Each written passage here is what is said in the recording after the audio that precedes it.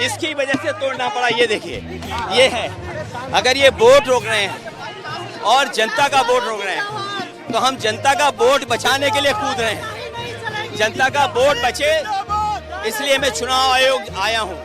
कम से कम चुनाव आयोग उन पे कार्रवाई करे जिन लोगों ने वोट काटे हैं। मैंने खुद 18,000 जो डिलीटेड वोट थे उनको मैंने दिया है। उनको मैंने 18,000 जो अच्छा खराब है, जो 18,000 डिलीटेड वोट थे उसकी सूची दी। चुनाव आयोग ने एफिडेविट मांगा, हमने एफिडेविट दिया, लेकिन उत्तर प्रदेश की सरकार ने मिलकर के चुनाव आयोग को गुमराह किया। चुनाव आयोग गुमराह हुआ और किसी पे कार्रवाई नहीं हुई। हमारी मांग है कि जिस तरीके से वोट काटे जा रहे हैं, वोट मिटाए जा रहे हैं, गरीब जनता बात को नहीं समझती है। इसलिए कम से कम वोट बने, सबका वोट बने और चुनाव आयोग ये इंतजाम करे कोई डुप्लीकेट वोट न बन पाए। डिलीटेड वोट अगर कोई अधिकारी करे तो उसके खिलाफ कार्रवाई हो।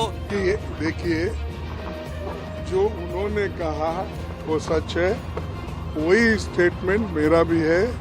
देखिए, अगर कोई सरकार ऑफिस तक पहुंचने नहीं देती तो वो सरकार को क्या डर है मुझे मालूम नहीं है, क्योंकि ये तो पीसफुल डेमोन्स्ट्रेशन है और ये वीवीआईपी लोगों का डेमोन्स्ट्रेशन है। इसमें कोई गड़बड़ करने वाले नहीं, इसमें कोई किसी का धक्का मुक्की करने वाले नहीं। तो पीसफुली यहाँ रास्ते पे बैठे, लेकिन वो कम से कम एक हॉल में सब 200-300 मेंबर्स को एक जगह बिठा के वो कह सकते थे, जैसा कि राहुल गांधी जी एक्सप्लेन करे कि बहुत से चीजें ये है, कि वैसा ही वो बिठा के पूछ सकते थे और हमको जो बोलना है सारे मेंबर बोलते थे।